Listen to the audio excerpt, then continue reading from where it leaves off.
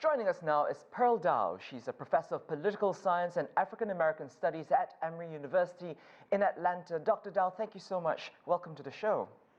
Thank you for having me. So, Juneteenth taking on more prominence this year, and not just here in the US, but also globally, awareness of it. Your thoughts on the national soul searching that's going on right now? Well, I think it is quite interesting that we're in this moment. Juneteenth is a celebration of where Black people have come from. It's a celebration of family and culture, and to be in the midst of a pandemic and in a critical moment on a discussion of race, I think it is a situation and a time that is allowing not only Black people to reflect, but also the nation. Right, and so we're seeing more cities and states marking Juneteenth as a holiday. How important would you say is the movement to make this a federal holiday? Well, Juneteenth is a holiday in 47 states, and it is celebrated across the country in Black communities. And so I don't want your viewers to feel that this is something that is new. It's been celebrated since 1866. There has been a consistent effort every year by Congresswoman Sheila Jackson Lee, who represents Texas, to have this as a federal holiday.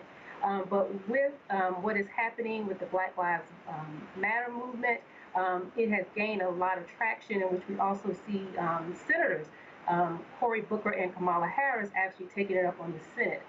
So it is going to have a more likely possibility of it finally becoming a federal holiday. I'm glad you reminded us that, we have been marking this for 155 years now, but President Donald Trump, no stranger to controversial remarks, says he's made Juneteenth, quote, very famous. Your reaction to this, Professor? Again, that type of comment means that it didn't matter to Black people. Black people are citizens of the United States, and we have celebrated it for 155 years. So what he means is that it is now something that is now awareness of more white citizens, his base, but for Black people, it has always mattered to us. I would like to, if you don't mind, Professor, move to a personal note to ask what kind of feelings does Juneteenth stir up for you, considering its history, as you say, celebrating where African Americans came from, but also where this country stands today on racial inequality? Well, Juneteenth, I think today for me, I really am very reflective of the growth of myself personally, my family, and our legacy within this nation. But I think what it says to me today is that we are at a critical moment, that it is important for us to really be very clear about what it is that we want to see. I think it is time that we can now move from some symbolic gestures. We've seen a lot of symbolic gestures and overtures from corporations and politicians with statements and issues about changing logos. But I think it is now time for us to really see some substantive change when it comes to policing, when it comes to issues of income inequality, issues of housing, all these issues that impact Black people in a disproportionate way. Now is the time to really push for some serious change. So the protests we see are calling for action, a lot of it from the government's perspective. What can individuals do then to push forward, not just the conversation, but as you say, to get meaningful change? Well, a lot of these issues are local issues, and one of the things that I'm excited to see is that I'm hoping that we will see people actually engaging in local politics and local community engagement.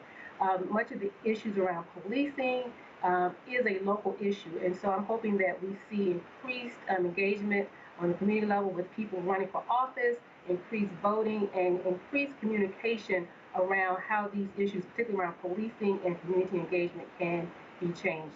I think it's very important that people do not become tired, that these issues stay in the forefront, and that we have collective voices and place demands on what it is that is needed to affect change. That goes beyond the policing. As I said, that goes to issues around minimum wage, that goes to issues around health care. We're in a pandemic in which we see African Americans are disproportionately impacted. And that is as a result of systemic racism and the lack of access that many African Americans have to effective health care.